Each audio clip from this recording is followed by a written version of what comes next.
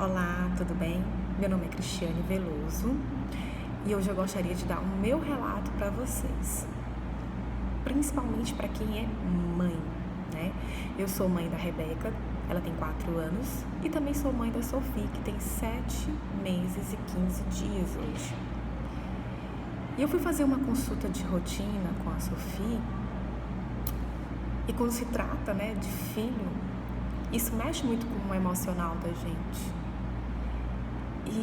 E aí, de repente, eu me vi com uma gama de exames para serem realizados, inclusive um que iria precisar ser da minha filha. E aquilo, obviamente, que me desestabilizou, porque não existe... Nós, seres humanos, não temos um botão de desliga, né? Desliga essa emoção aí, desliga esse botãozinho das emoções e não sente nada. E aí, de repente, quando eu vi naqueles exames e na fisioterapia e num monte de coisa que ela teria que fazer, né? Um monte de exames que ela teria que fazer, e de repente, quando eu vi lá que o desenvolvimento dela estava comprometido, poderia estar comprometido, obviamente que aquilo me desestabilizou e eu chorei, e aí veio o sentimento de medo, né? O medo do resultado do exame, e veio aquele sentimento de culpa, né? Culpa pelo fato de não poder ficar mais tempo com ela, de não poder passar, né, não dar aquela atenção que é precisa, que ela merece. E é óbvio que eu estou me conectando com esse sentimento agora, né? Quando a gente é mãe, é aquele ser que está ali dentro de você, né? Passa 9 meses, você carrega aquele ser, de repente aquele ser sai, aquele serzinho, coisa mais fofa, sai. E aí o elo ainda continua, porque você continua amamentando, né? E a primeira quebra acontece quando a gente vai trabalhar, né? E aí a gente tem todos aqueles afazeres, né? E a gente tem todos aquelas obrigações do teu trabalho, e quando chega em casa tem as obrigações do lar, e tem as obrigações com o esposo, e tem filha mais velha.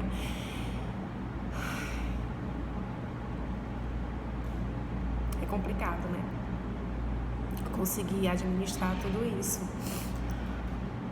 Mas quando eu me vi com aquele horror de exames assim na minha mão, e aí eu sem saber o que fazer, se eu ia pra casa, se eu ligava pro meu esposo, se eu ia buscar a outra no colégio, eu me permiti, como eu também estou me permitindo agora. Permita-se sentir essas emoções. Permita-se. Muitas vezes a gente abafa, quer dar onda de forte, mas a gente não tem nada de forte, né? A gente tem que se permitir. Quando qualquer sentimento vier, como veio o sentimento de culpa, como veio o sentimento de medo, a gente tem que se permitir. A gente tem que agradecer cada pensamento e deixar ir. Deixar ir. Agradecer cada emoção e deixar ir. E obviamente que quando, né, eu me vi ali com aquelas emoções, eu pensei, eu vou chorar o que eu tiver de chorar. Mas quando eu chegar em casa, eu vou sentar e vou analisar a situação. E aí comecei a analisar a situação. Quando eu cheguei em casa, que eu fui buscar a minha filha mais velha, chegamos em casa, fui analisar a situação. E a minha intuição sempre dizia que não era nada demais, que era só excesso de zelo do médico. Uma preocupação a mais. E que, na verdade, toda criança tem o seu ritmo. Se ela não está conseguindo sentar, ou se ela não conseguiu se alimentar, chegar ao peso ideal, porque ela de repente teve uma gripe, de repente o dente estava incomodando. Paciência, né? Mas eu não posso sempre pensar, induzir ou raciocinar de que sempre vai ser o pior. Porque se eu continuar com esse mindset, obviamente que isso vai acontecer. E aí eu peguei a agenda da minha filha, fiz um comparativo e vi que não era nada demais. E aí, de repente, comecei a conversar com outras mamães e comecei a perceber que está na situação limite, está, mas não era necessário fazer um exame para sedar uma criança, para analisar o crânio dela. Nada que uma fisioterapia não venha resolver, nada que um estímulo a mais venha resolver. E comecei a me fazer N perguntas, que para mim eram poderosas. E comecei a perceber que muitas vezes o outro, independente de ser o médico, mas pode ser a sogra, pode ser o vizinho, pode ser o leica, pode ser o penca, muitas vezes esse outro chega perante a gente como se fosse uma criança com uma bola de lama e joga essa bola de lama em cima da gente. E, na verdade, essa bola de lama, ela diz muito mais a respeito dessa pessoa que está jogando, que ao jogar em você fica com as mãos sujas de lama, do que sobre você.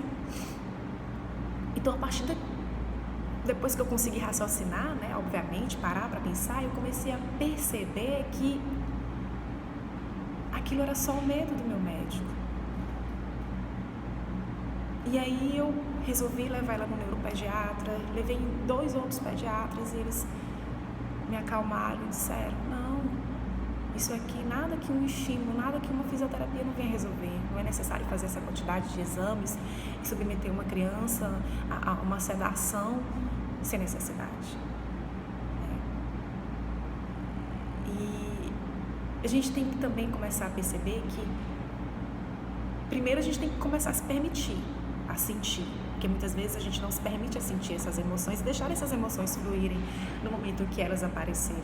E segundo, a gente tem que perceber que muitas vezes o outro é aquele menininho com a mão com a bola cheia de lama e que muitas vezes essa bola cheia de lama a gente só permite ser atingido por ela se a gente permitir.